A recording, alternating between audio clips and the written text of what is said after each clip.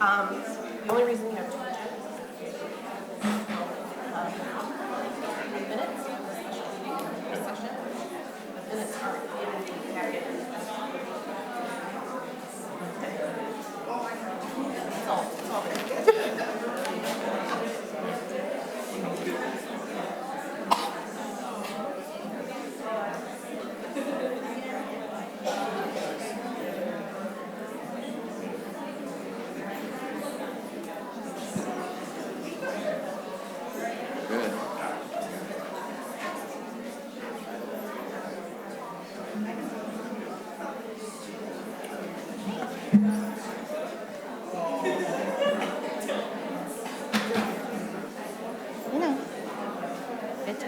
Everyone's good. Okay, ready? The Board of Education meeting is called to order. Please stand for the Pledge of Allegiance. I pledge allegiance to the flag of the United States of America and to the republic for which it stands, one nation, under God, indivisible, with liberty and justice for all.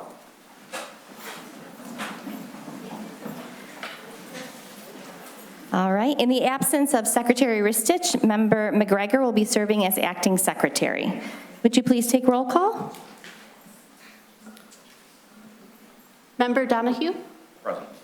Member Wagner? Present. Member Ristich is absent. Member Torres? Present. Member Sonkrat? Present.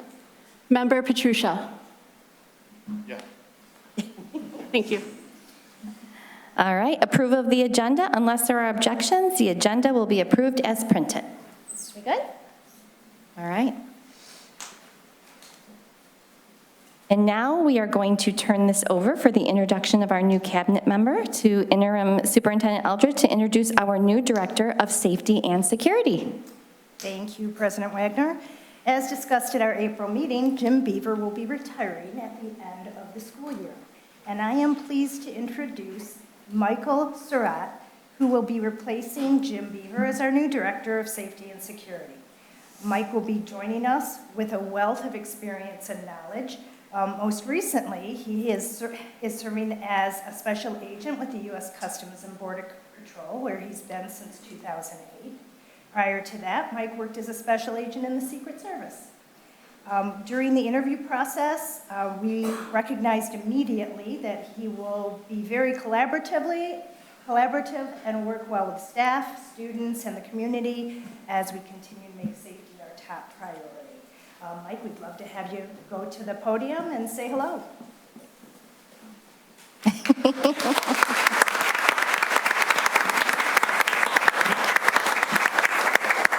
Hi, everybody. Again, good evening. I am Michael Surratt, and I would like to thank the board and the Waterford School District Administration for giving Secure Environment Consultants and myself the opportunity to provide safety and security to this district. It's a wonderful district, and they've been amazing to me throughout the whole process. I would also like to thank Jim Beaver, he's retiring soon, and he's been providing excellent mentorship for me throughout the process.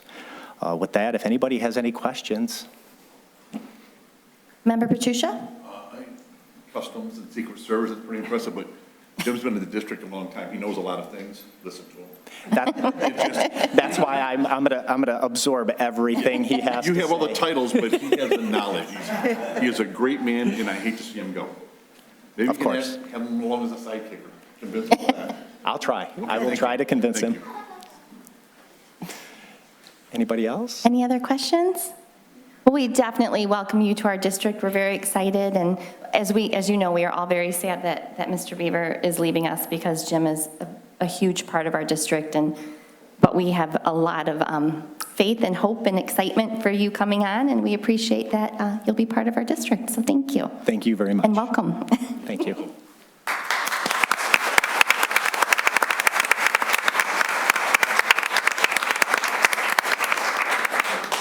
All right, we are now going to move on to our recognition of achievement, starting off with the seal of biliteracy.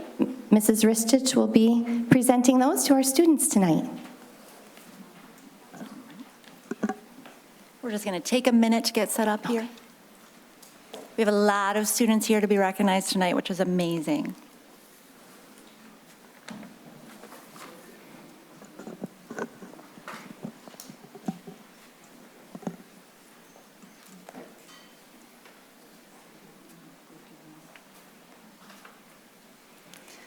So it is so exciting to be here tonight to help recognize our seniors who have earned the seal of biliteracy.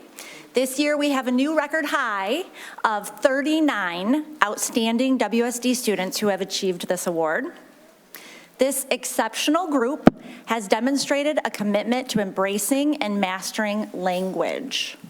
Their perseverance in developing a high level of academic language and literacy in not only one, but 2 languages sets them apart. Because of the skills these students have worked hard to develop, many doors will open for them. Colleges and universities will view the seal as a symbol of excellence. Future employers will see it as a sign that these students are ready to thrive in a diverse job market. Waterford School District and the greater Waterford community should be very proud. It's a big honor to have this group of young people representing our district and our township. So as we prepare to recognize each student individually, I want to introduce you to 3 of my teammates from the English Language Development team. So first we have Mrs. Yami Rowe from Durant, Mr. Tony Sanchez from Kettering, and Mrs. Virginia De Leon from Mott. And it's really important that these 3 are here to help honor our students because, for a couple of reasons. One of their superpowers is all 3 of these individuals are bilingual. So that's just one amazing thing about them. But also they are a big help in promoting the seal of biliteracy in our buildings, helping with the assessment, helping with the honoring, helping with the recognizing the students. So it's really important that they're here with us. So, Mrs. Yami Rowe, if you'd join me and help recognize our Durant students first.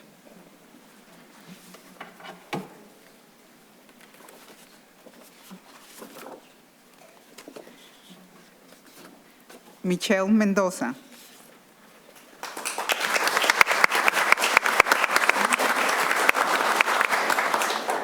Melissa Pulido.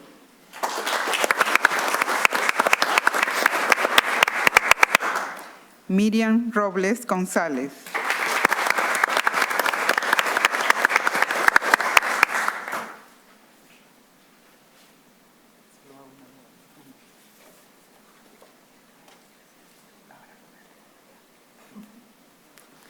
Felipe Humana.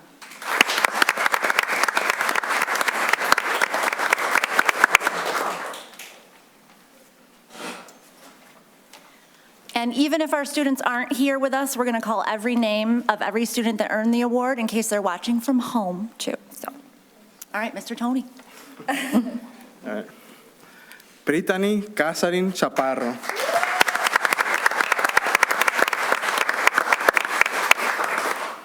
Oscar Seperano Flores. Jonathan de la Hoz Camacho. Juan Espinosa Ortiz. Leslie Frias Garcia. Daisy Mendoza. María Ocando.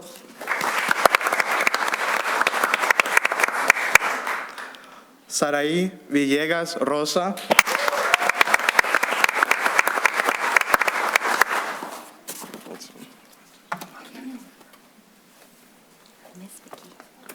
And now our students from Mott. Jonathan Bárcena. Sinan Benítez. José Bravo. Leslie Domínguez Ramírez. Roxeric Flores Rangel. Areli Fonseca Covarrubias. Leslie García. Héctor García III. Gustavo Gómez.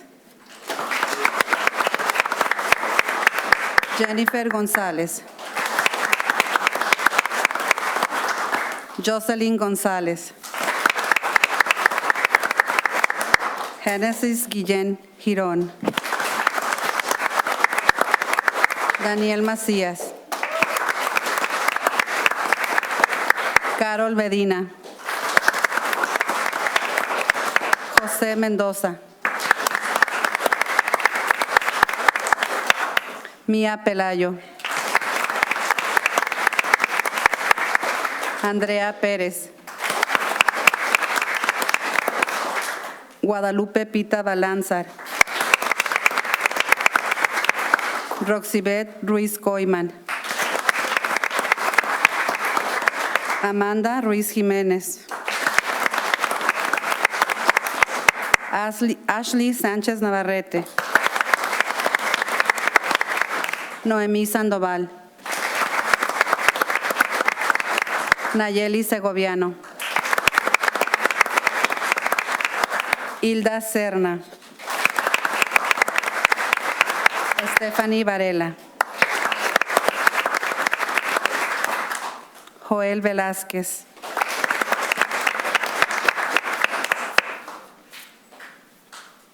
Thank you so much. These are Seal of Biliteracy recipients for 2025.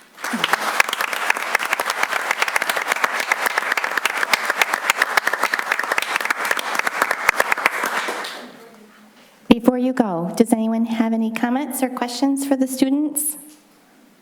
Member Torres?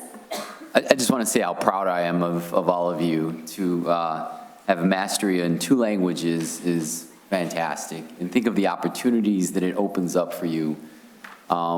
You can go to South America, most of South America with the exception of Brazil, Central America, Puerto Rico, de Cuba, Spain.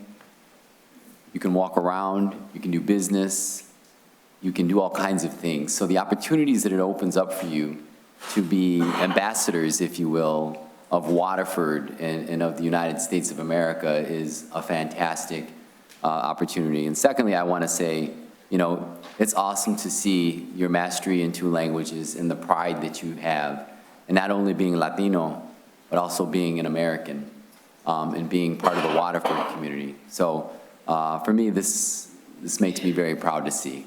Thank you.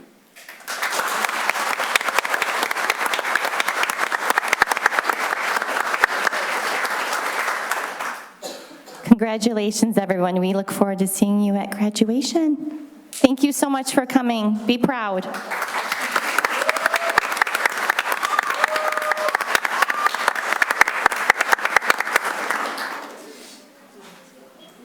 All right, we are going to move on with our recognition of achievement. And next up is Mr. Steve Wolf. These are students that have earned the Waterford Advanced Achievement Endorsement. Okay, good evening. I am very excited and honored to have the privilege this year to share with you our Waterford Advanced Achievement Endorsement recipients. And for those who don't know, this is for our Waterford students who are not only academically advanced, they are also very dedicated, very driven, and overall very well-rounded students. So they represent our district really, really well. And this year we're excited to announce and celebrate our 14 recipients for our high school seniors. So this program affords students the opportunity to earn an academic accreditation on their diploma, which will be recognized on their transcripts for college admission as an advanced program of study. And the Waterford Advanced Achievement Endorsement Program is based on 3 pillars, which is scholarship, leadership, and citizenship. So in scholarship, students successfully complete an advanced level of class requirements in all core areas by February of their senior year, this year. And these students achieved a cumulative and weighted grade point average of 3.75 or higher. Also, leadership. Students complete a minimum of 40 hours of community service by the end of their 4 years in high school. And I know many of these students are also involved in a lot of extracurriculars and a lot of other programs. And for many of them, they far exceed those 40 hours of community service, we know. Lastly is citizenship. And so our students in this program behave as role models for their peers. They're looked upon as not only leaders, but one who exhibit the hard work and dedication and all the character traits that we value here in the Waterford School District. So at this time, I'm going to read through our recipients. And so up first, we have Carly Koskinen.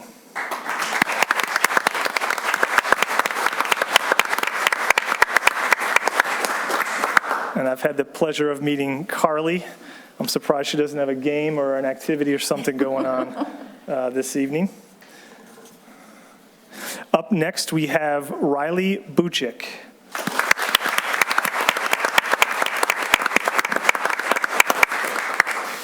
I did fail to mention Carly is coming to us from Waterford Mott High School, and Riley, just a moment ago, is from Kettering High School. And next we have Carissa Caldwell from Kettering High School.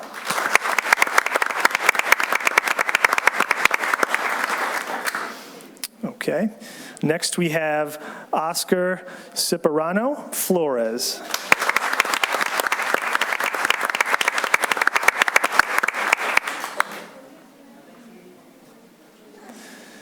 And I believe Oscar was also a Seal of by Literacy recipient as well, the only one tonight. Next, we have Cheyenne Deal from Kettering.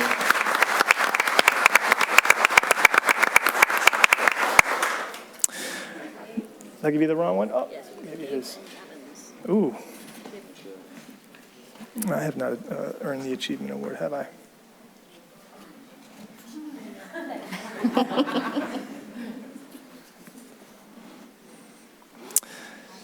Okay, I do have the right certificate on this one. We have Gabrielle Estrada from Kettering High School.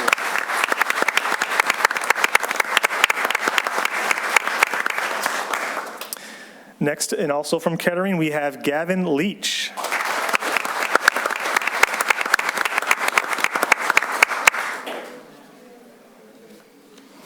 And also from Kettering High School, we have Carl Merkel.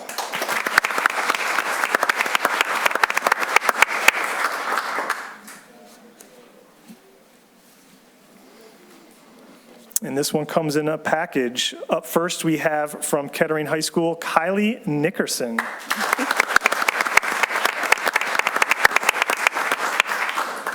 And next, Kyra Nickerson from Kettering. Next, we have also from Kettering, Elizabeth Rydell.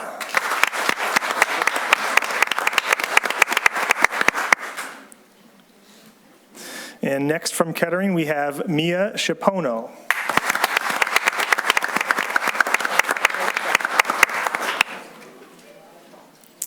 I'm not sure if they are present with us, but we are certainly going to recognize them today. Also from Kettering High School, we have James Charlo.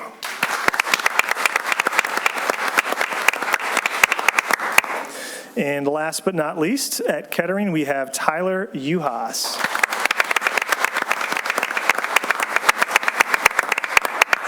Okay. That concludes our recipients for the Advanced Achievement Endorsement. Folks, I'll probably walk you out, and we're no doubt going to want to get a photo of everyone together out in the hallway, okay? One more round of applause for our recipients.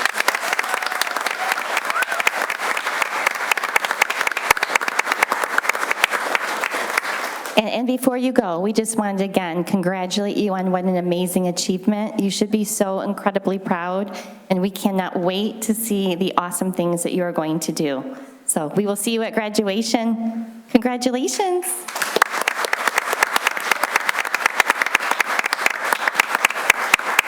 Parents, we'll give you a few minutes. If I know there are probably parents that want to go out and take the picture, so feel free. We'll give you a few minutes to kind of grab your stuff and head on out. Thank you so much for coming. Thank you for bringing your kids and supporting your kids.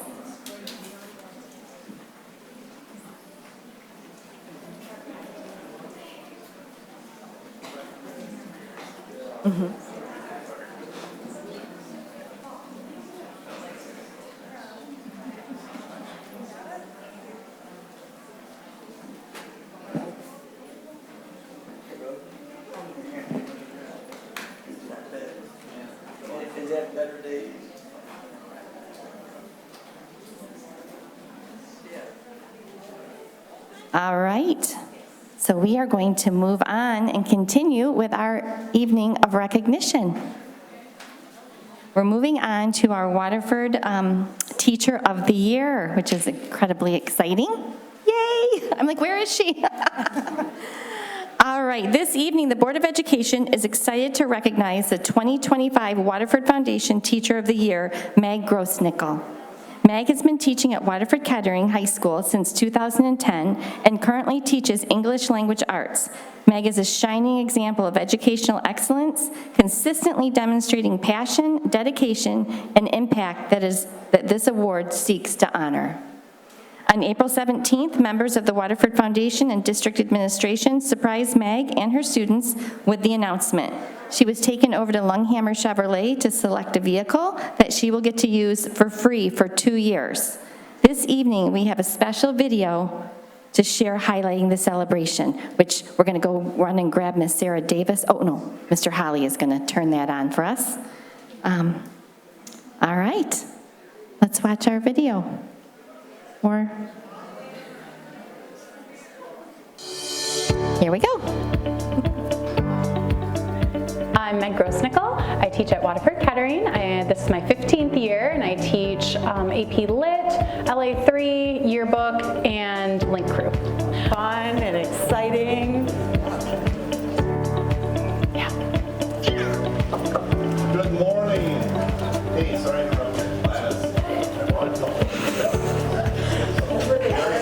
share that Mrs. Grossnickel is our Teacher of the Year.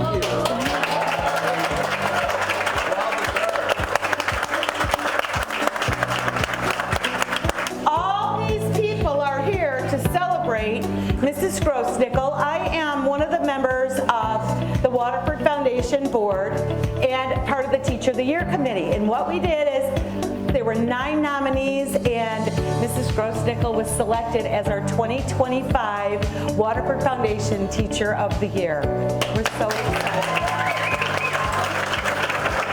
They did a great job at keeping it a secret. I had no idea, so I really was authentically surprised. And yeah, I mean, it was such a cool day. It was like extremely overwhelming, but in a great way. So it was fun and exciting, and honestly, it's all kind of a blur. I apologize for interrupting your class, but boy, I have great news to share with everybody. While as you know that Mrs. Grossnickel has been named the district's Teacher of the Year from Waterford Foundation.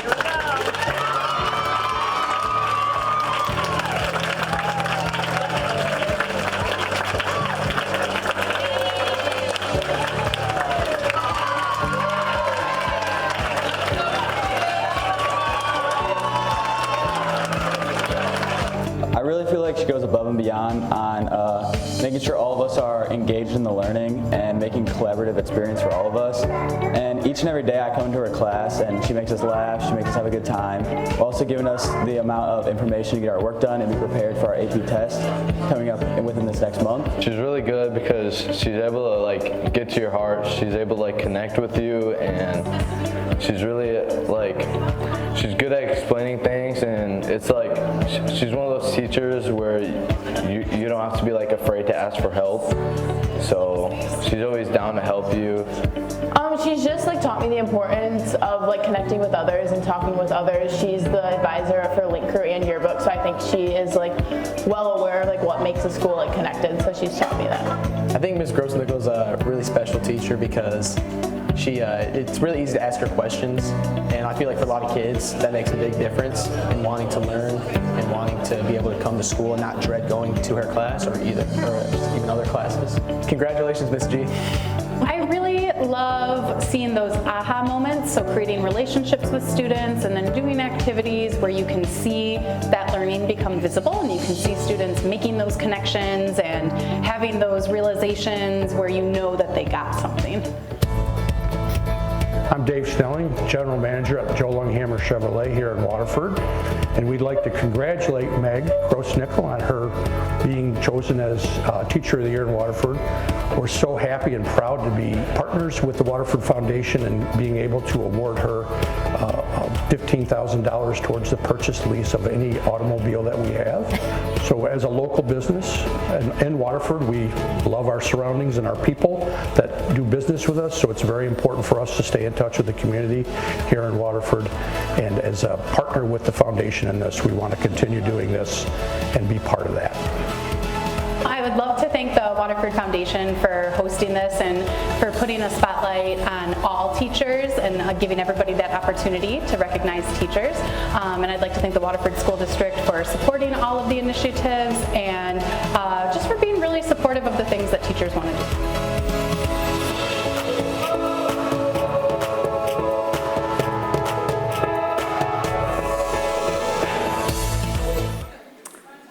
That is such a fabulous video. I don't know if it captures all the amazing things that you do, but that was very fun to watch. I would now like to invite you up to the podium. Oh, my voice just went. And Member Donahue, could you please join Ms. Grossnickel down at the podium? Oh, Ms. McGregor's going to do it. I'm sorry, Ms. McGregor. Could you please join Meg down at the podium? So on behalf of the Board of Education and the entire Waterford School District community, congratulations on this incredible honor, and thank you for the countless contributions to the students of the Waterford School District. Please continue to do what you do to inspire, to educate, and empower our kids. Thank you so much, and congratulations.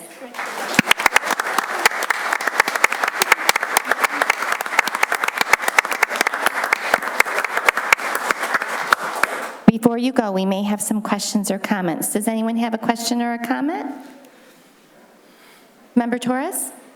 I just want to thank you for, just being a role model to kids, an educator, somebody who has a true impact on their lives. And I think one of the things that I learned growing up was that teachers have a profound effect on students. They had an effect on me. And I was reminded of that when the COVID-19 pandemic happened and saw the outpouring of teachers and what they were doing with the students. And then seeing in that video what you do in the day-to-day and the way that your students admire you and your school admires you is just a wonderful, beautiful thing, and it really gives you hope in education. And a lot of times when people want to downplay education and public ed and what's happening, you are the bright spot, and you are the person that really shines the light on all of the good that they do. So thank you for what you do. And I hope you enjoy your new car. Thank you. Thank you. Absolutely. So, with that being said, we do have one important question. What car did you pick? I picked the 2025 Traverse. We're doing a big road trip this summer, so we thought that would be nice. Give us some room. Oh, well, enjoy your car, and thank you so much for all that you do. You are amazing. It's a well-deserved honor, and we appreciate you very much. Thank you. Thank you.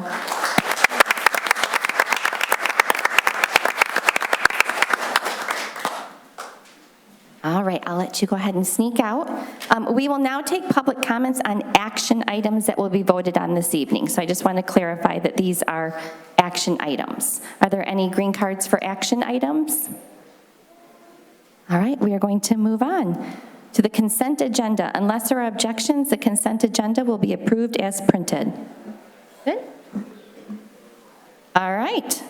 Next up, we have information items, starting with Assistant Superintendent Hillebrand. And our first information item will be the International Academy budget for 25-26 school year. Good evening, trustees. In front of you and in your package, you have an information item for the International Academy OCMA budget for the upcoming 25-26 year. We are part of a consortium of districts participating at the OCMA campus, and as part of that consortium, there is an obligation for a budget to be presented for approval from each one of the participating consortium members. You have the support documents included. I'll give you the overview of what was included within the package. They base the foundation allowance on the governor's executive order. As we're all fully aware, we don't yet know where the foundation allowance is going for the upcoming year, but they are placing it at that $392 per pupil increase, basing it at $10,000 per pupil. According to the consortium agreement, there's the ability to charge 10% over that foundation allowance, and they are utilizing that full 10% within here. They are cutting one position. They're ending up with reserves of approximately 3%.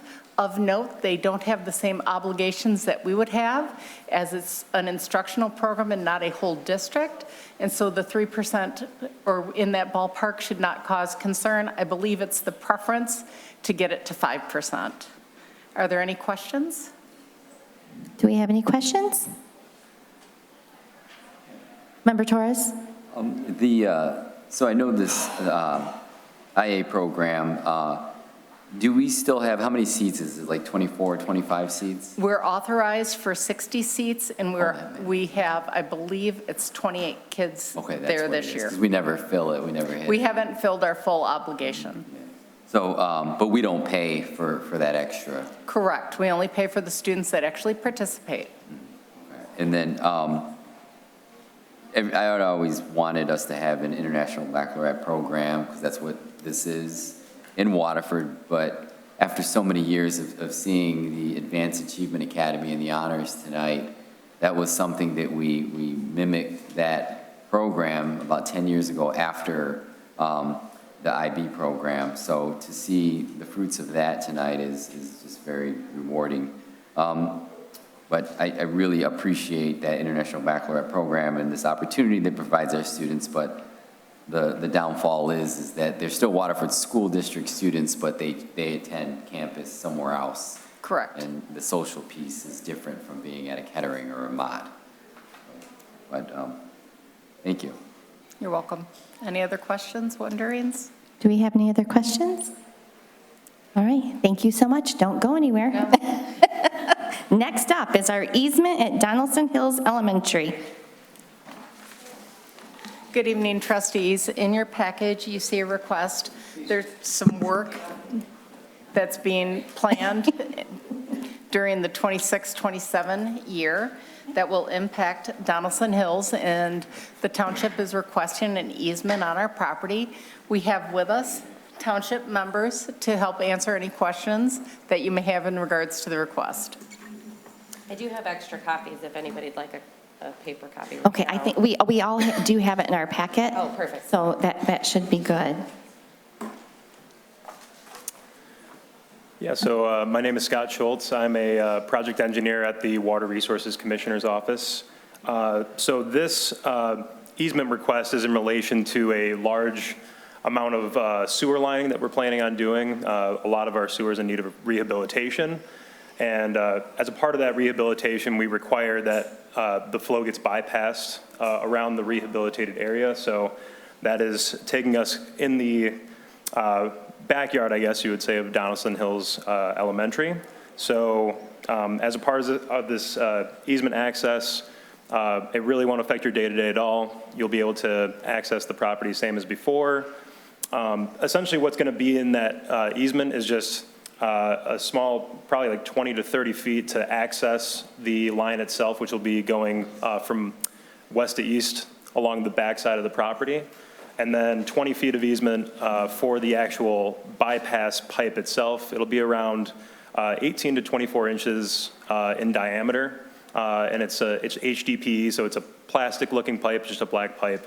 And we'll have a temporary fence as well, cordoning that area off. I I guess, do you guys have any questions about the project or the easement request? Member McGregor?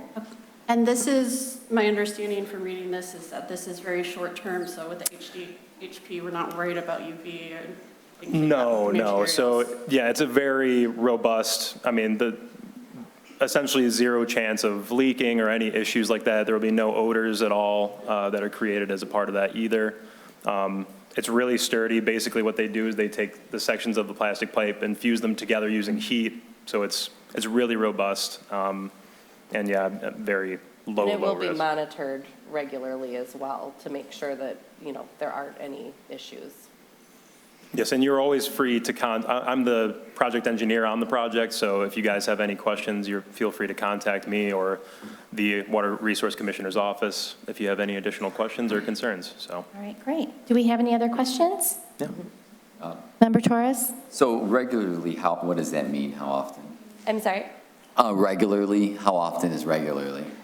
So on the specific bypass monitoring, we require 24-hour monitoring on our bypass systems. So on the actual flow itself, basically there's a diesel pump that will be pumping the water through. So that'll be monitored 24 hours.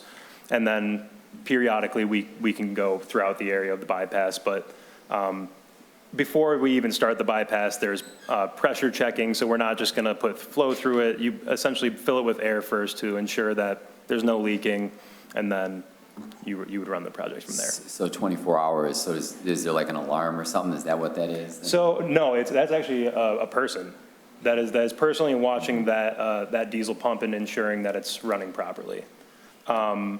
And on top of that, too, there usually is float monitoring, so you'll have a specific mechanical device within the manhole that you're pumping out of, and if the flow gets too high, you will get an alarm that way, too, and that automatically will call proper staff to deal with that issue. And then you guys are with Jim Nash's office, then, right? Correct. Thank you. All right, are there, Member Petruccia? Is there going to be any odor that's going to be affecting the school at all? There will be no odor, no. Kids aren't going to go out there, ooh, this stinks? No. They're going to be sitting at the fence watching them dig or something. But that's kids. I mean, it'll just be the laying of the pipe, so there won't be digging or anything. Nothing exciting like that, unfortunately, for the kids to watch, but. And we do have it in here as well within the access agreement that no heavy machinery will be on the property during any time that students are on the property as well. All right, well, thank you so much. Thank you for coming tonight, too, to answer questions as well. We appreciate it. No problem. Of course, thank you. All right, we are moving on to Assistant Superintendent Holly for our GSRP lead teacher proposal. Good evening, Board of Education. Tonight, I'll be talking to you about a proposal that we have for the Stepanski lead teachers. I want to start with the why. As you are aware, there's been a lot of expansion in GSRP over the years, and the governor has increased the funding to local districts, including Waterford, and that it's designated to help expand programming and ensure sustainability. So one method to achieve this goal, we feel, is to increase the compensation of our lead teacher wages. There have been increased requirements for them. Many of them have bachelor's and master's degrees and teaching degrees, and right now the compensation doesn't quite match that. This aligns with our strategic plan as we want to hire and retain the top of the top, and we believe that this will help go a long way for that. GSRP, just as a reminder, this funding can only be used for GSRP programming. It cannot supplant any other district funds or the general fund. So the funding that we get, if we put it into the program, that's going to be the best benefit. So this will have no impact on general fund. Additionally, we will be expanding our programming from 4 to 5 days a week next year, and that will impact funding, which I'll show in the next slide. In addition, Oakland County districts are all in the process of looking at their wage scales right now, and that work will be reflected in the slides to come. So the current situation for our lead teachers is the starting rate is $25.50 an hour, and it goes up to $29.26 per hour There are 4 steps in that, but currently there is no additional compensation for degrees or extra master's or bachelor's or teaching degrees. And as I said before, that Oakland County is moving in that direction as we speak. So the work from the work group in Oakland County, they're looking at a starting rate of $27.50 an hour for lead teachers with a bachelor's degree. And they are giving compensation for a bachelor's with early childhood degree, bachelor's with teaching degree, and a master's degree with a teaching degree with pre-K. So the how. For next year, like I said, we're moving from 4 to 5 days a week, and this will increase our pupil accounting or our pupil funding from about $9,200 to a little over $11,000 per pupil. So that total increase in revenue moves from about $2.9 million to a little over $4 million, giving us a little more than $1 million in extra funding for the 25-6 school year. In creating a scale, we estimated on the high side, assuming that all of our teachers would earn a master's degree, and that may or may not happen, but we wanted to make sure that we were budgeting in a way that this is not only affordable, but sustainable in the future. So in each of those scenarios, our budget still shows a surplus for each of the next 5 years. And this is the wage scale, and as you can see, scale 1 is, it only has 2 steps because we're only allowed to have teachers not have a bachelor's degree for 2 years. They're on a compliance plan at that point. So really the steps starts at scale 2 where teachers would have at least a bachelor's degree in early childhood. Scale 3 shows what it would look like with a bachelor's and a teaching degree, including pre-K and preschool. And scale 4 would be with a master's degree.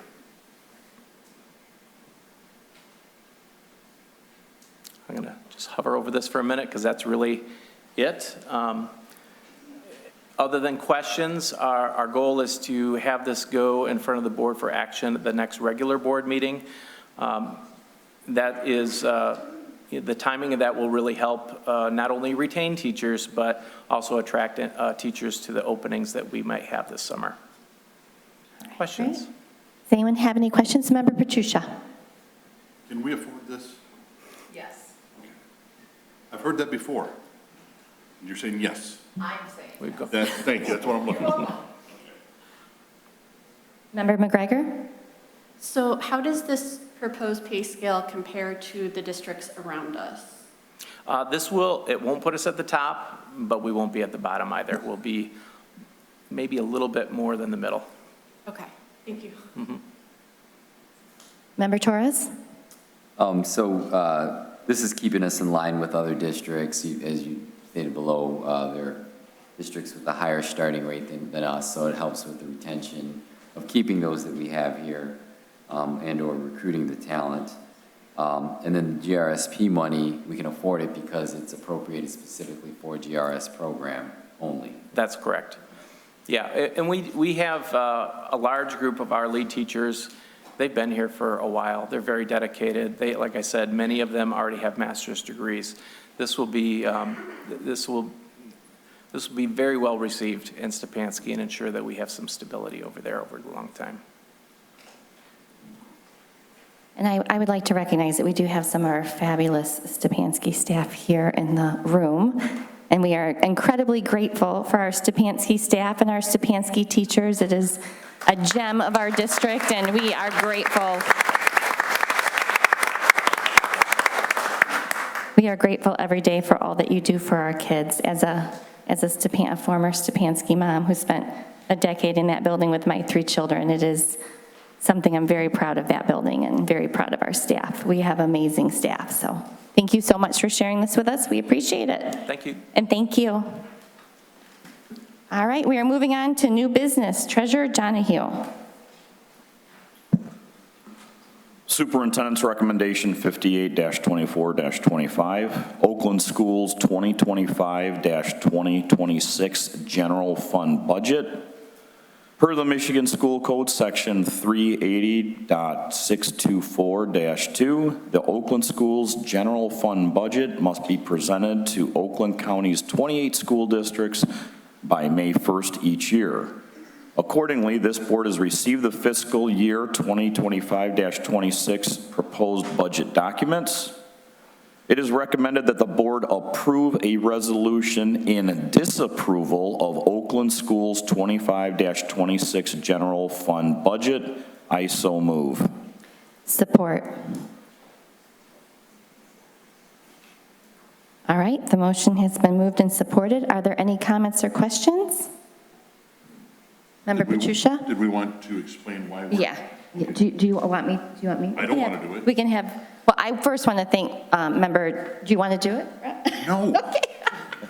I first want to thank Member Donahue because he put together our letter this year that we will be sending on to Oakland Schools and to their board, and it does specify the reasons in which we, again, are not approving their budget. And I am going to pass the mic over to Member Donahue to explain why we are not in support of Oakland Schools' budget.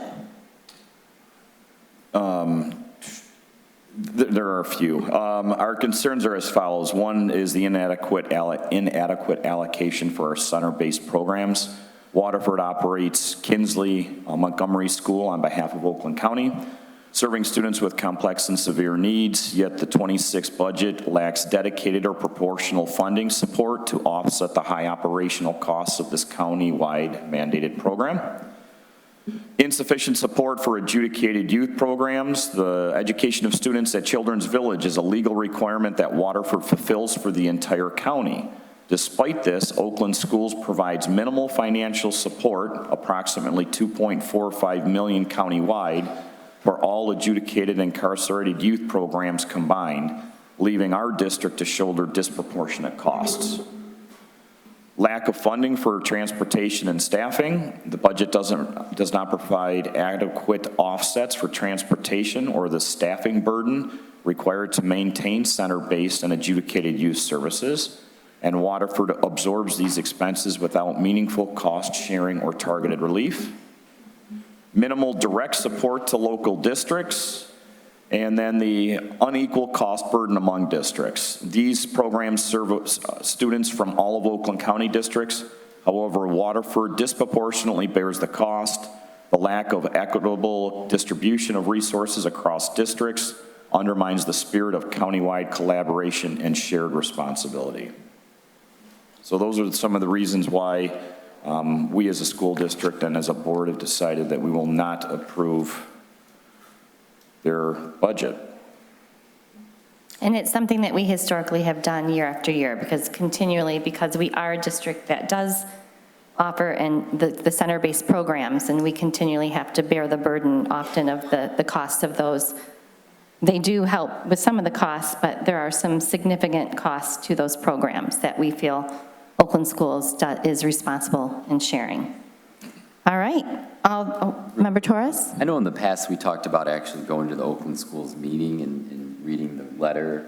Do we plan to do that this year? We could do that this year. Joan did go last year. Yeah. Joan Sutherland, our former treasurer, did go. But we could look at the schedule and we could plan on going. I know the budget usually passes, but it's a protest vote Yeah. in our opposition. So I think it's good. I think Joan suggested it last year and she did it. So I think it would be good. Yeah, I think if we could go with a number of us, that would be helpful. All right, all those in favor, please signify by raising your hand. All right, the motion carries 6-0.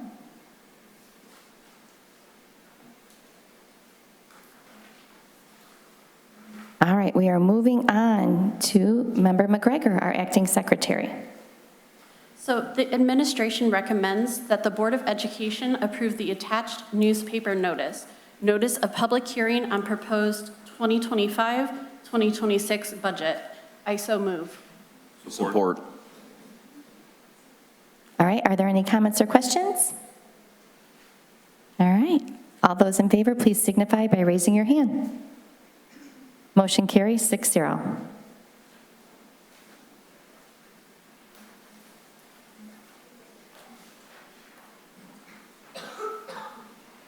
And we are continuing on with Member McGregor.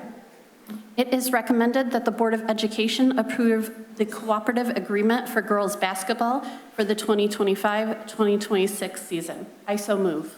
Support. Are there any comments or questions? Yes. Member Donahue? I'm going to support this because it is what we need to do for our girls in order to have a basketball team this next year. But I am severely disappointed in our Director of Athletics. She was here at this time last year asking us to approve this same situation, this extension or this cooperative agreement. And at that point in time, we as a board told her that this was 1 year. We did not want it to go past 1 year, and she needed to do whatever she needed to do to continue to increase and get the students to participate. And to come back this year with numbers that are the same or less than what we had last year is absolutely disappointing in my mind. And again, I will support this because it's what's right for the girls. But again, I am not real thrilled that we are having to do this. We have 2 high schools in this district, and we should each be supporting a team at each high school. Are there any other questions or comments? All right, all those in favor, please signify by raising your hand. Motion carries 6-0. All right, now it's on to me. President's recommendation, Recommendation 61-24-25, relative to OCSBA amendments, proposed resolutions and changes to the Oakland County School Board Association bylaws and resolutions require a vote of member districts. This board is in receipt of the proposed amendments. I move that the Board of Education approve the proposed amendments to the association bylaws and resolutions as presented.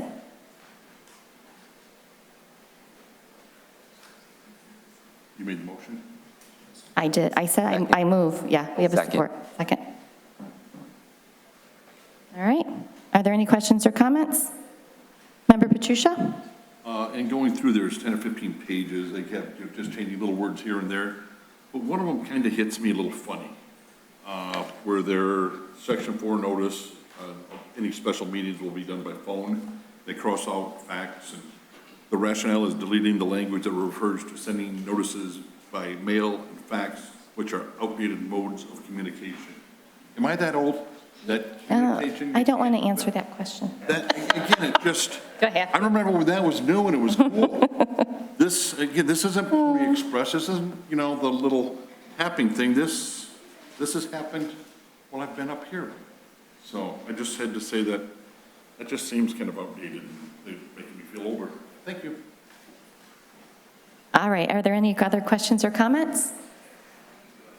All those in favor, please signify by raising your hand. Motion carries 6-0. All right. We are now going to move on to public comment on non-action items. I would like to remind our audience that comments are limited to 3 minutes in duration. Members of the public are invited to share comments. However, this is not intended to be a time for questions and answers. Lastly, participants may speak only once on the same topic and are asked to avoid statements that are personally directed, abusive, or obscene.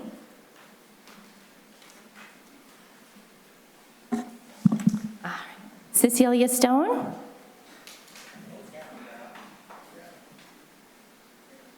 If you could come down to the podium right over here, there's a microphone so that way we can make sure that everyone can hear you.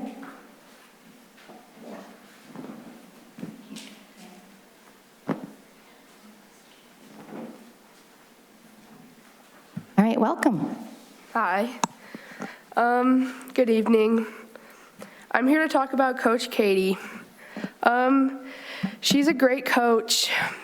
I don't go to Kettering, but she helps coach the Lady Outlaws. She's a great person, and she's helped me improve and grow a lot. She's just genuinely a great person, and there's many people at Kettering and at Mott who care for her. It's a shame we are here for these circumstances, but I hope you'll find it in your heart to reconsider. Thank you. Thank you. All right, next up. We have Jack Blaylock. Okay.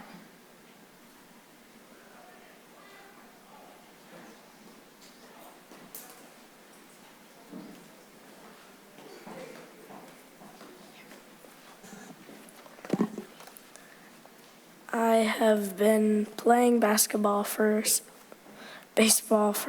7 years, and last year I finally got to play for my school team.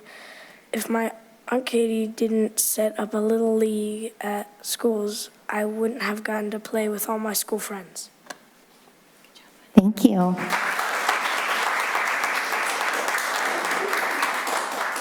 Joshua Denard. And if I mispronounce anyone's name, please do not hold it against me.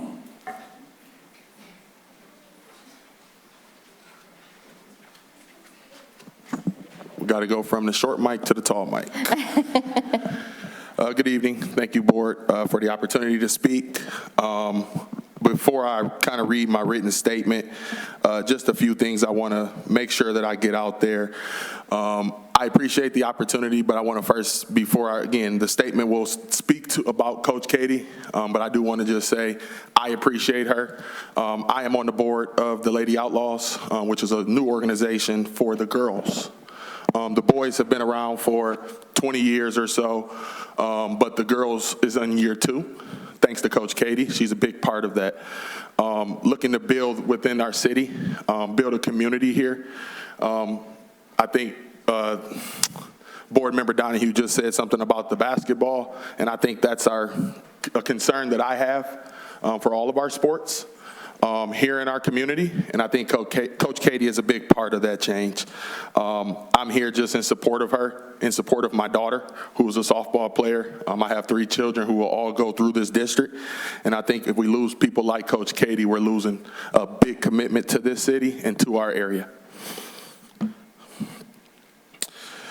So here's my written statement. Dear Waterford School Board members, I'm writing to draw attention to a significant contribution of Coach Katie to our Waterford community.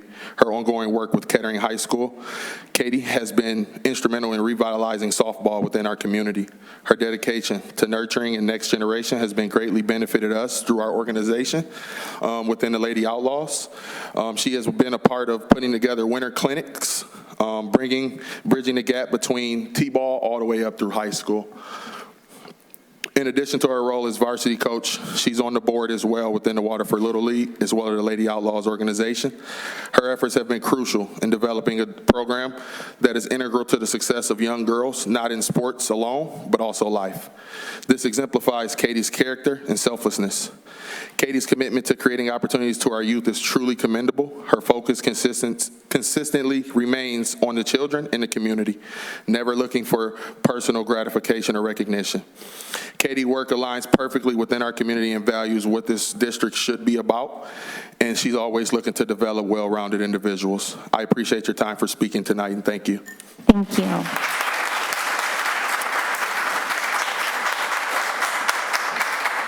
All right, Jolene Bellotti.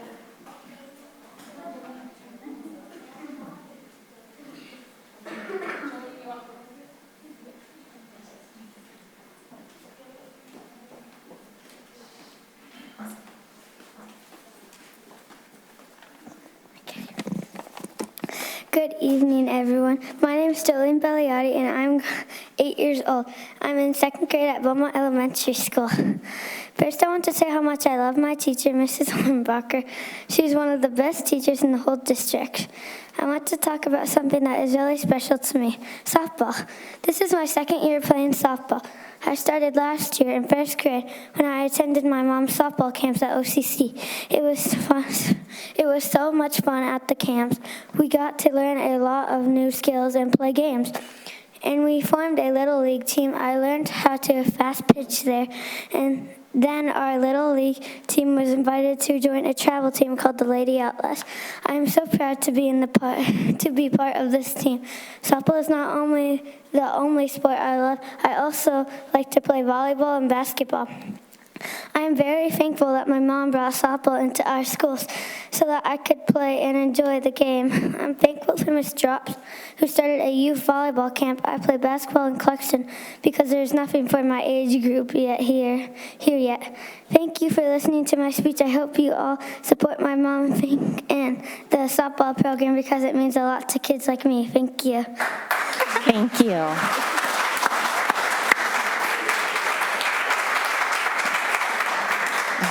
Paul Baldwin.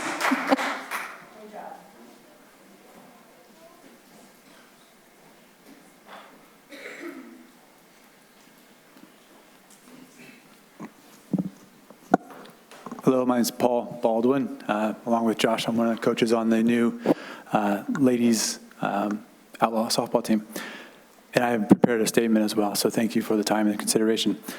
I'm here today to support my friend and fellow softball coach, Katie Beliotti. I've known Katie for a few years now, and in this time, I've come to know her as a dedicated teacher, a tireless volunteer, an outstanding coach.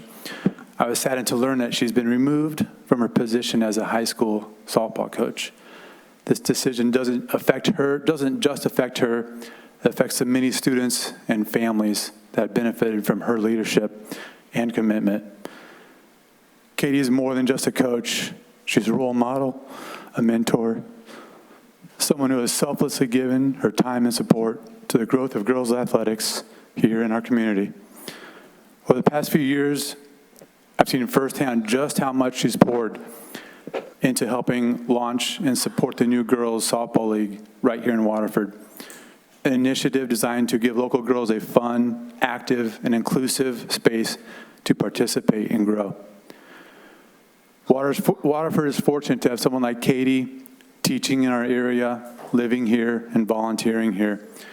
Her removal from the coaching role is a step backwards for our students and families, and especially for the culture of encouragement and opportunity she's worked so hard to foster.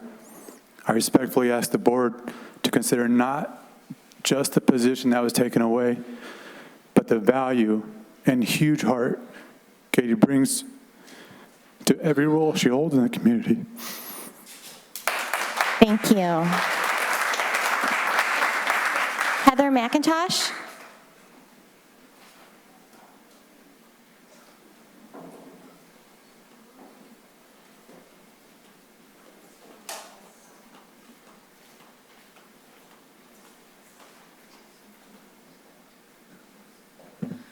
I want to start by saying I don't want to be here. I have made it, my daughter is a junior this year, and I have never had to come before. So I want you to understand how important I feel this is. I've had many situations I haven't agreed with, but I trust you guys. You were elected for a reason. I trust you to do what's right for our community. I need to make sure that I'm the loud voice today, because my experience is that the loud person is who they're afraid of, and if you're not loud, they're gonna go with the other person. So I wanna be the loudest person today, and I want you to hear me. You're gonna hear from family. Everybody's family supports them. They're wonderful. Her daughter was amazing speaking, okay? I don't even have a child that goes to Kettering. My child goes to Mott. But we have been able to take advantage of the culture change that she has done in our community. She is not just a coach. Most coaches get their job and they do it for a reason. They want to sell their wares that they make to their teams at the schools. They want the prestige. They feel it's prestigious to be a high school coach, or they're looking to further their career. Katie's doing it to change a culture in a community that she grew up in. She has worked her tail off. And unfortunately, I think because, let me back up. I have had kids in sports for 20 years. I have had to put them in travel baseball and softball in order to get them anywhere near the advantage of the schools we play. We're tired of getting beat terribly in softball. And Katie has come in with these clinics, with the different changes that she's done, and is trying to change that. I can't even see, after reviewing her contract, what she actually did wrong. I can't find it. I beg someone to explain it to me. I can't find it. There's nothing improper, immoral. She did nothing illegal. She did nothing that violated her contract. I think what we're dealing with is a man who nobody wanted here, okay? And I'm gonna tell you, Katie was his biggest defender. He's probably extra cautious right now, and I respect him for that. He doesn't wanna miss anything and make a mistake, but he's responding to a parent that I've seen hundreds of who didn't get her way and is just gonna yell as loud as she can. That's what he's doing because he doesn't want to make a mistake, and I get that. I do, I understand that. But when we make mistakes, we have to correct them. And this was a mistake that needs correcting because our community needs more people like Katie, not less. We can't afford to lose one of them. We cannot. And my daughter wasn't here today. She couldn't be here. And I sent you guys both of our letters, but I really hope you read them. I know Mr. Torres did. I appreciate you for responding that you got it. And I also know they were last minute sent, so I understand. Thank you, Ms. McIntosh. We do have to end with the 3 minutes, but thank you very much. Lynette?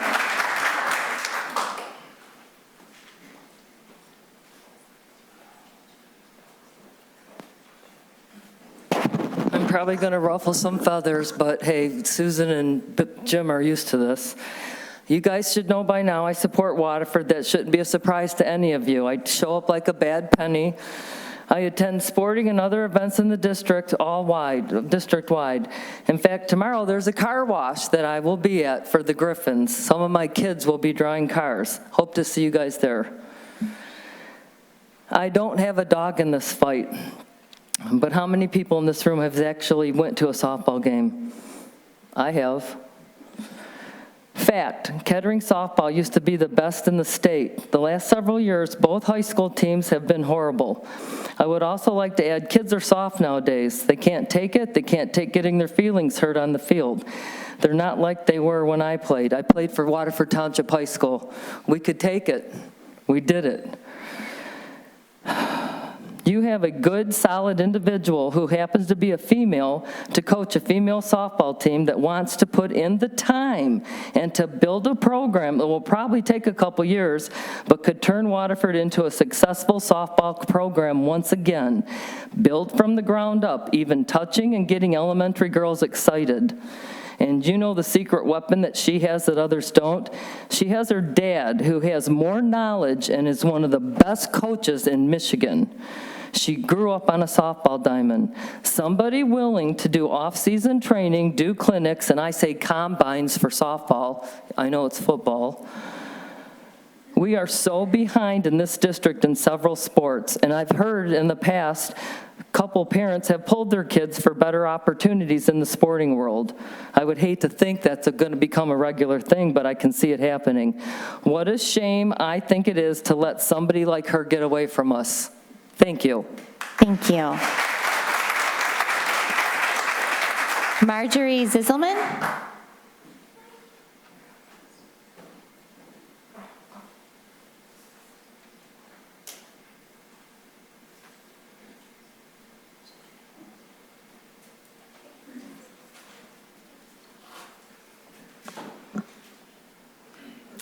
Good evening, esteemed members of the school board. My name is Marjorie Zisselman, and I am the niece of the former Waterford Kettering softball coach, Katie Beliotti. I stand before you today to advocate for my aunt and request her name be cleared, as well as her reinstatement as head coach. Katie has dedicated herself to the Waterford softball program and has made significant contributions to the community and our youth. One of her most impactful achievements is the creation of a travel softball organization that I am proud to be a part of. As a member of the 16U team, which includes players from both Waterford Mott and Kettering, I have witnessed firsthand how this initiative has transformed our program. For years, both teams struggled to be competitive, often finding themselves at the bottom of the league standings. But under Katie's leadership, we have seen a resurgence of talent and teamwork, which gives us a real chance to compete. I also had the opportunity to play a year of middle school softball, and that wouldn't have been possible if it wasn't for my aunt's commitment to building these programs. She has opened doors for so many players who want to pursue their passion for the game, including myself. Katie is not only a passionate coach, she is also a person of great integrity and character. She's highly respected in our community and has always conducted herself in a manner that promotes sportsmanship and camaraderie. Her commitment to fostering a positive culture within the team is evident in every decision she makes. For example, the only reason the Kettering team was at the Tigers game was because Katie actively organizes team bonding events. These events aren't just for fun. They are designed to strengthen the team's culture and build a sense of unity among the players. Her recent termination is an injustice and disservice to the softball community and to the future of Waterford softball. We need leaders like Katie who inspire and empower young athletes, not only to excel in sports, but also to grow as individuals. I urge you to reconsider the circumstances that led to her firing and recognize the invaluable contributions she has made to our community and to the future success of our teams. Please take the necessary steps to clear her name and reinstate her as the head coach of Waterford Kettering softball. Thank you for your time and considering my request. Thank you. All right, Amelia Denard. There are two names on here, Amelia and Mariah. Were you both planning to speak? Okay, no problem.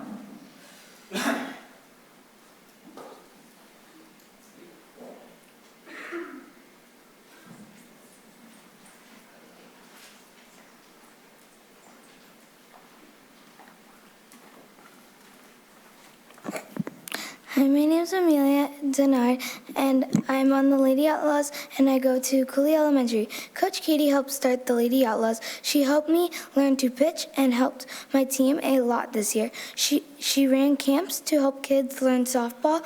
I want Coach Katie as my coach when I go to Kettering in a few years. Thank you.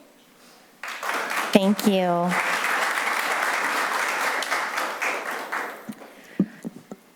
Hello. If I cry, I apologize because this is something that means a lot to me, and I'm just going to read what I wrote. My name is Mariah Denard, and I want to speak on behalf of Katie, who has been an essential part of growing the softball community these last couple of years to support the future high school programs. As a parent, a board member of many organizations in our community, a social worker within our community who serves students in the Waterford School District, I'm so disappointed by the actions taken by our school district on this matter. In the last couple of years, Katie has encouraged and motivated so many girls to want to play softball within and outside of our school district. Katie has created an environment for these young athletes who are excited for the sport of softball. They are eager to learn, eager to get better and be a part of a community like Warrior Soccer, the Corsairs football and cheerleading program. Katie created this. She started a winter camp and partnered with a local softball team to teach over 40 girls each week the fundamentals of softball. She found creative and fun ways to engage these young athletes, making them eager to come back each week. I had the opportunity to help Katie start the Lady Outlaws and bring softball Little League back to Waterford. So many athletes do not have the opportunity to play travel sports, whether it be financial reasons or not being given the opportunity, and Katie found a space to give these girls memories and opportunities of a lifetime while making this a successful feeder program for our district. When there were girls who could not afford to play, Katie found creative ways and even donated herself so that they could have the same opportunity as others. Katie was in the midst of launching a mentoring opportunity for her current players and the youngest Lady Outlaw team to partner and become buddies. This initiative was an opportunity to have more people attend games, have current and future athletes learn life lessons and create community. I was so excited for the upcoming years for my daughter to have the opportunity to play for a coach who cares and pours into her community. That was taken away because of a decision that was wrongfully made. This decision impacts more than her current softball team. This impacts the future here in Waterford, especially at Kettering High School. Katie is the face of softball here in our community. Without Katie, there would be no softball for the younger generation. There would be no feeder program for both high schools. I also want to add that Katie encourages all of these athletes to try new sports, like the volleyball clinics, the basketball clinics, and so many other things our district has to offer. Without coaches like Katie, we will be in the same situation we are in for girls basketball. I urge you to reconsider your decision. Thank you. Thank you. Angela Pena?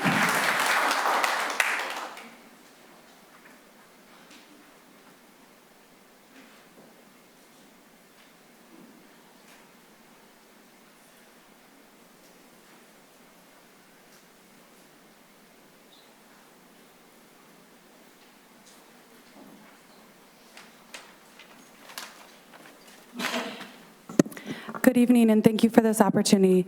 My name is Angela, and I am the mother of a 7-year-old girl who attends Cooley Elementary. As I write this and I sit here, she is out playing a softball game, an opportunity that came about in large part thanks to Katie's advocacy in our community. Katie is deeply committed to youth sports and has gone above and beyond in recruiting players and parents, encouraging participation and fostering a sense of belonging. Her outreach is intentional, it's inclusive.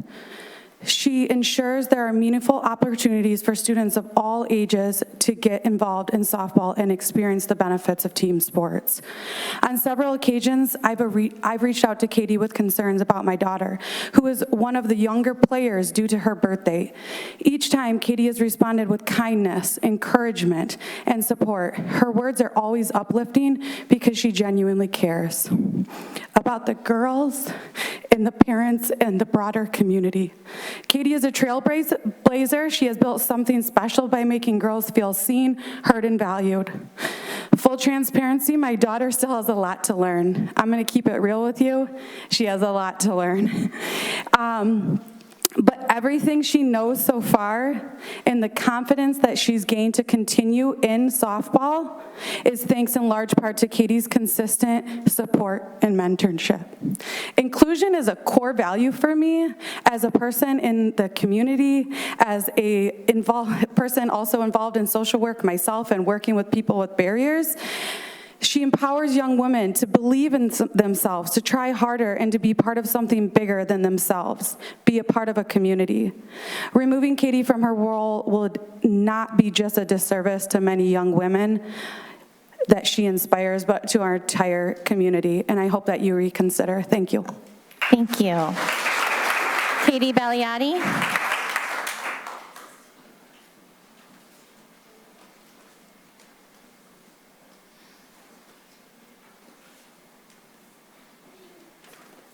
Good evening. I'm Katie Belliati, and I just want to say that I am a former GSRP teacher, and I think that was a great proposal. I currently, I have my bachelor's degree in early childhood, and I teach early childhood in Bloomfield, but I'd love to one day move to Waterford if they can be competitive. But I'm here actually today to talk about how I was terminated from my position as Kettering softball coach. And I'd like the district to reconsider and reinstate me, or at the very least, give me the opportunity to resign with no disciplinary record associated with my termination. As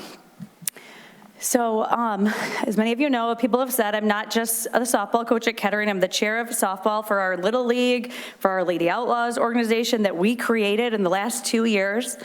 I didn't even really want to take the Kettering softball job. I was super busy, I've got kids. But I thought I really loved to build this program so my daughter and her and everyone else can have a competitive place to play softball. And so I just went in 100%. Okay, we're gonna build a feeder system for Matt.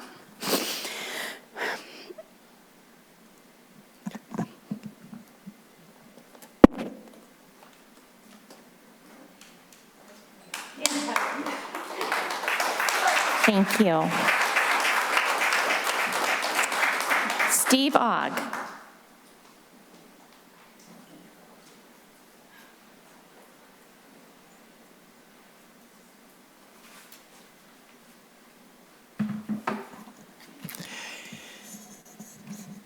Hi, my name is Steve Ogg, and I stand before you today to request the board reconsider the firing of Katie Belliati, who is a valued leader with our community. As a head softball coach at Kettering, she has demonstrated outstanding leadership, and I firmly believe she has done nothing wrong. It is imperative that we support leaders like her who have a positive impact on our youth.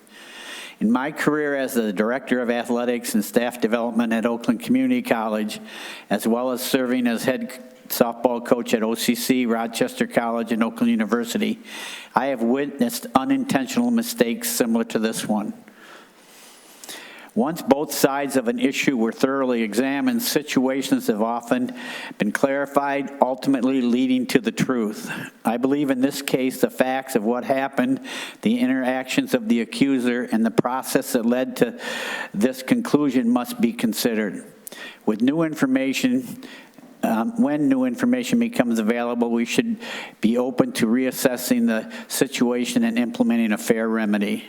In my professional experience, we have at times faced unacceptable behavior by coaches and staff, while other times false accusations arise from disgruntled parents have also come up. I believe that Katie's removal stemmed from information provided by a disgruntled parent rather than based on factual evidence. The claims made against her are founded on inaccuracies. At the team bonding event in question held at the Tigers game, Katie was approached by a parent and asked to kick off one of the members of the Kettering softball team, which she rightly refused to do. Shortly after, she was photographed and accused of inappropriate behavior, leading to her swift termination within just a week. Is it justifiable to fire a high-quality coach and dedicated youth leader based on unfounded accusations and an insignificant or insufficient investigation? I sincerely hope not. Attacking Katie's character and reputation in such a manner is unjust and unacceptable. Katie's volunteer efforts to reinstate youth programming at the elementary and middle school levels are vital for establishing feeder system programs that will enhance the quality of sports at the high school level again, eventually. This process takes time and patience, and occasionally there will be those who speak to undermine her work. I respectfully urge you to reconsider Coach Katie's firing and reinstate her into her rightful coaching and leadership position. And on a final different note, I also express my support for the idea of Oakland County Parks and Rec creating a county park at OCC site in Waterford school property off Hospital Road. This initiative could further benefit our community. Thanks for considering my request. Thank you. Kelly Zisselman.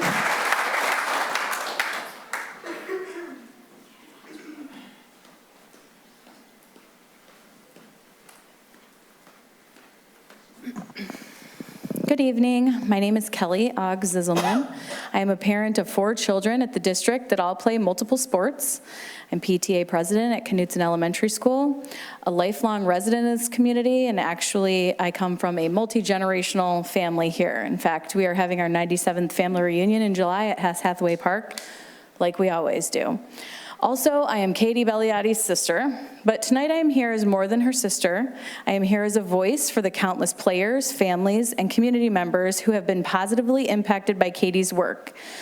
When Katie took over as a varsity softball coach at Kettering, the program was struggling. Elementary and middle school softball had actually disappeared, and high schools were barely able to keep field teams. Katie refused to let that be the end of softball in Waterford. She rebuilt it. She partnered with the community college, offered camps and clinics for young girls, connected the district with Waterford Little League to once again offer softball and baseball to our elementary and middle schools, and even started 6 softball travel teams right here in our community. There are 36 teams, 15 of which are girls playing softball. She did all of this without personal gain, purely for the kids and the love of the game. But I also need to address something new that came to light this week. I spoke with Superintendent Eldridge, and I was told that there was a board policy prohibiting coaches from drinking in the presence of players at any events. I was confused and explained that there has always been a culture in Waterford Athletic for all of the years that I've been here, from golf outings to fundraisers at the end of the year banquets.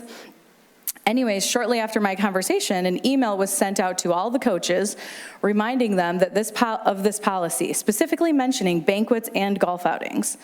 If this policy hasn't been enforced consistently until now, it is not fair to just single Katie out and make an example of her. The culture cannot be corrected by sacrificing one coach, especially one who has done more to rebuild this program and this community than anyone else in recent memory. If we are going to hold coaches to a standard, it needs to be fair, transparent, and applied to everyone, not retroactively used to justify removing one person who has done so much good. I urge this board to reconsider what's being lost here, not just a coach, but a leader, a role model, and a builder of community. It seems the district is trying to portray a lesson here to be that they don't tolerate coaches drinking in any vicinity to players, and the actual perception of the lesson here is that a parent can get a coach fired if they want. Thank you. Thank you. Amber, I am not going to pronounce your last name correctly. Cake. Amber Cake. Thank you. I did not want to completely wreck your last name, so I appreciate that. My maiden name is Shimkyu, though, by the way, so I chose the easier I like name. the cake. Okay. I'm nervous, but the kids were inspiring, so here I go. Good evening. Did you know that Waterford Transportation can drop a 5-year-old off with no adult present? It's true. Hey, this is my daughter. I learned yesterday that transportation will drop a child off at a stop without an adult present starting in first grade. To put that into perspective, in first grade, I was 5. Yesterday, I was at work when I got a call from my neighbor. I was actually surprised that she was calling me because, like, who calls anymore, right? We text. And it was actually my daughter who was supposed to be at childcare, as was relayed to her teacher on Monday. But she told me she accidentally took the bus home. My neighbor was taking a nap, so she hadn't known how long she had been outside alone. So after I picked her up from my neighbor, I called transportation, spoke with Supervisor Tammy Layton, who told me that after-school arrangements were my responsibility. She told me that they only take junior kindergarten and kindergartners back to school if no one is at the stop. She told me the driver did nothing wrong, and as I was on the phone with transportation, my daughter stated that the driver told her to walk home, which is a quarter of a mile away. After she told him no one was at the stop, she said that he yelled at her to go home. Tammy still insisted that the driver did nothing wrong. There was no accountability, no apology, just snarkiness. So after I watched the bus video today, I didn't hear any yelling, so I think that was just my daughter's interpretation based on her emotional state. But I did hear my daughter tell the bus driver that no one was at the stop, and he was pretty insistent that she walk home. She stood outside the bus for a bit, where you can see the driver get up and ask, "Do you know where you live?" When she said yes, he told her to go home. She was extremely hesitant through the whole interaction, but listened to his instructions because he's an adult. Of course, when she arrived home, no one was there and all the doors were locked. I watched our Ring camera footage, and it showed her crying and pacing from door to door for 20 minutes, unsupervised and in distress. Sure, the school made a mistake in sending her on the bus, but the bus driver is supposed to be the second line of defense because teachers make mistakes sometimes. A bus driver's sole job is to ensure kids get home safely, and that wasn't done yesterday. If I'm not allowed by law to leave her home alone before the age of 10, they should not be allowed to leave her on the side of a busy road during rush hour traffic. This is the second incident that's happened in 2 weeks with the bus garage. The first happened on the 1st, where a different bus driver told another 8-year-old to put your A word on the seat. That bus driver is still employed with transportation. I'm here to ask the board to look into transportation, both their policies and procedures. Thank you for your time. Thank you. All right, moving on. I think that was the last of our green cards. Yes. Moving on, we are going to move to our board reports. Are there any board reports this evening? Member Torres?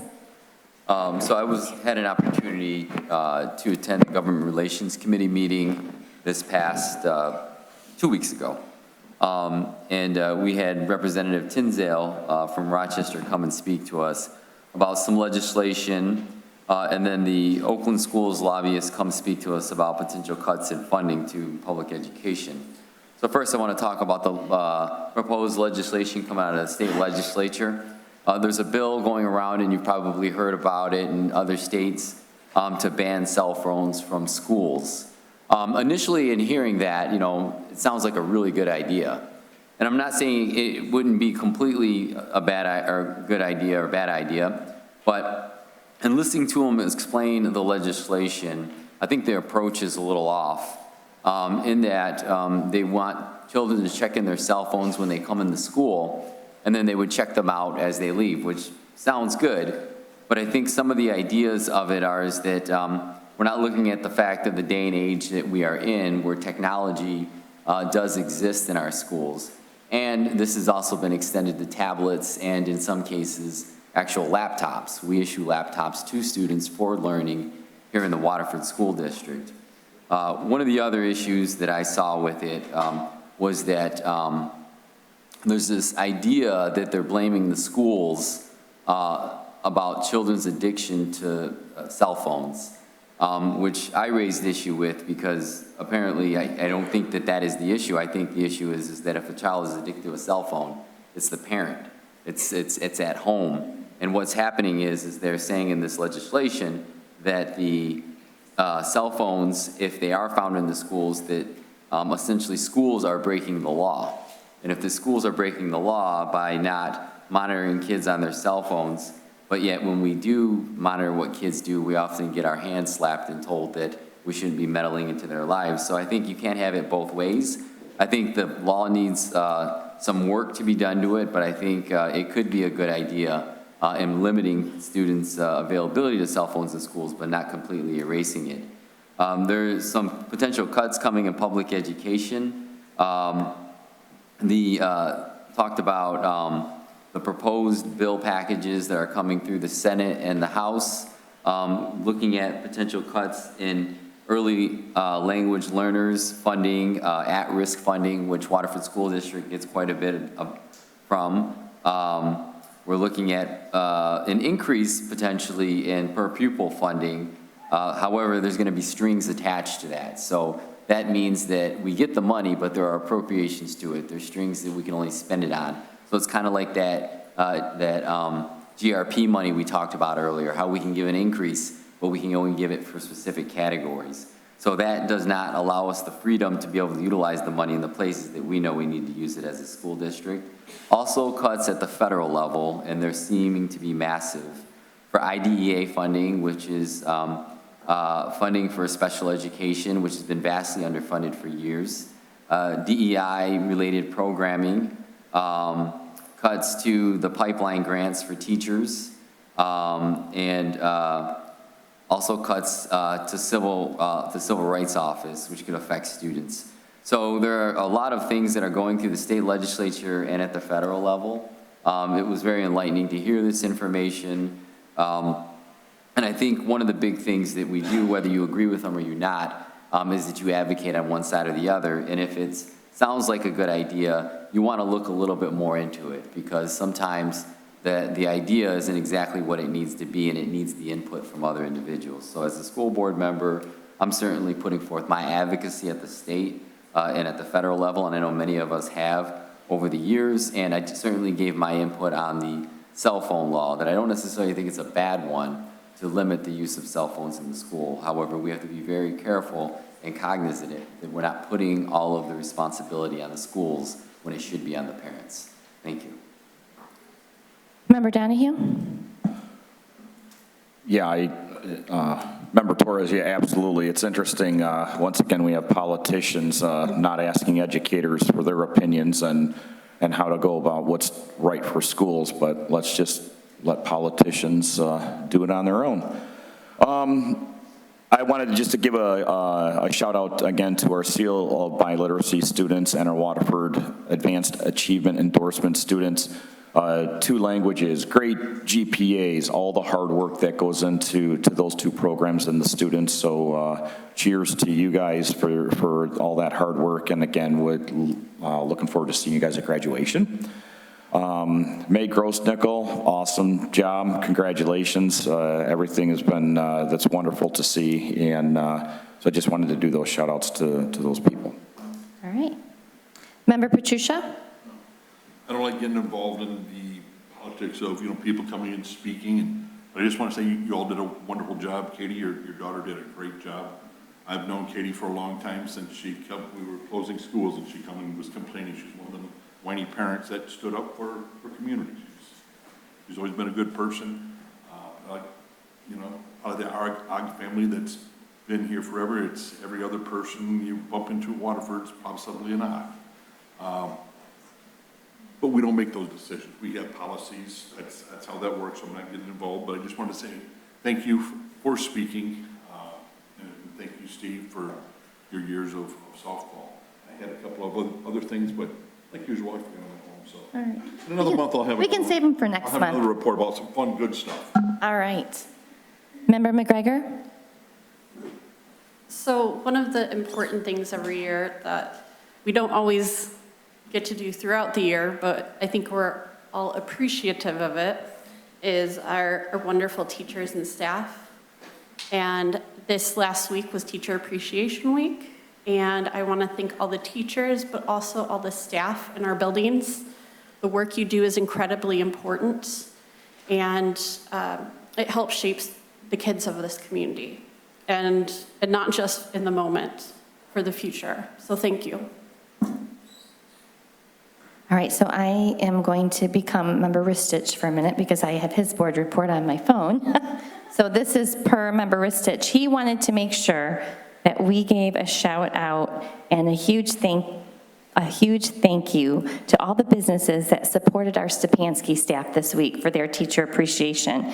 They were amazing. They donated lunch to the entire staff. So we want to give a huge shout out to Williams Lake Church, Lynch & Sons, Great Lakes Ace Hardware on Dixie, specify that, Brunch Babes Cafe and Bakery, and Elevate Nutrition. So we thank you so much for supporting our Stepanski staff, and we know that there were a number of businesses throughout the community that helped support all of our teachers in all of our buildings this past week. And so we are greatly appreciative of everybody, and we do have some of the most amazing teachers right here in the state, here in Waterford, and I often think that a week just is not enough to show our appreciation, so thank you. And now I'm moving on to my board report. So I don't think we have our slide. Do we have the slide? Sorry, Sarah, do we have it? Okay. Well, I'll talk about something else before we get to the slide. I want to give out a shout out to both Waterford Mott and Waterford Kettering. They had their art shows this past week. They are phenomenal. I got a chance to go over to Mott. I will say my daughter had quite a few pieces, so I had to go over to that one. But I also saw quite a few posts from parents for the Kettering artwork, and it never ceases to amaze me the amount of talent we have in this district. So if you ever get an opportunity, check out the art shows. They're very cool to see our students' artwork. And so here is another great thing that we're doing. Our former colleague and board member, Heather Halls, who is also a personal friend of mine, I've known my entire childhood and life, sadly did pass from cancer a few years ago. So one of the things that her friends and family have come up with is doing a donation in memory of Heather for our Sweet Reads program. Heather was a huge, huge advocate for literacy and for reading. She often went to our schools and read to our kids through March Reading Month. I know that she is smiling down on this because this is such an amazing way to honor Heather's legacy. And so if you feel so inclined, this is where you can send donations to Miss Deb Kramer. That is her address. The checks will be payable to Waterford School District. Please put Heather Halls in the memo with Sweet Reads. This way we can ensure all the money is going to those books. And then we are going to do, well, the district and the group that is putting this together, they're going to make special labels to put in all the books that they're able to purchase. And so Heather's love of reading will be passed on continually year after year through our Sweet Reads program. So she is still supporting Waterford, and she's still supporting our kids. So I just wanted to share that. All right, and the next time we see each other, I think will be after graduation. So crazy, we only have, my daughter gives me the countdown, and I can't remember how many days are left, but wish all of you a fabulous end of the school year. Can't wait to see everyone at graduation. Another shout out to our amazing grads, and we're going to move on to our superintendent's report with interim superintendent Eldridge. Thank you very much. Well, congratulations to Jerry Stevenson from WSD Transportation for being honored with the 2025 Excellence in Transportation Award. It's incredible that this is his first year driving a bus full-time, and his peers were excited to recognize him. Jerry received his award at a special banquet last week hosted by Oakland Schools. Congratulations to Pierce Middle School wrestlers. The team brought home a first-place finish at the Waterford Team Tournament and earned the 2025 LVC League Championship. Waterford Mott girls soccer also clinched the LVC Championship, going undefeated in league play. Way to go, Corsairs. Last week was Teacher Appreciation Week, as Trustee McGregor indicated. From high fives to heartfelt thanks, we celebrated our incredible educators who make our school shine on a daily basis. I was proud to participate in a special video along with WSD students and Member Donahue to reflect on the impact that teachers make at WSD. Check it out on our social media or YouTube channel, and be sure to let your teachers know what a difference they make in our students' lives. Lastly, I'd like to echo the comments earlier tonight and congratulate our students and Teacher of the Year on their outstanding achievements.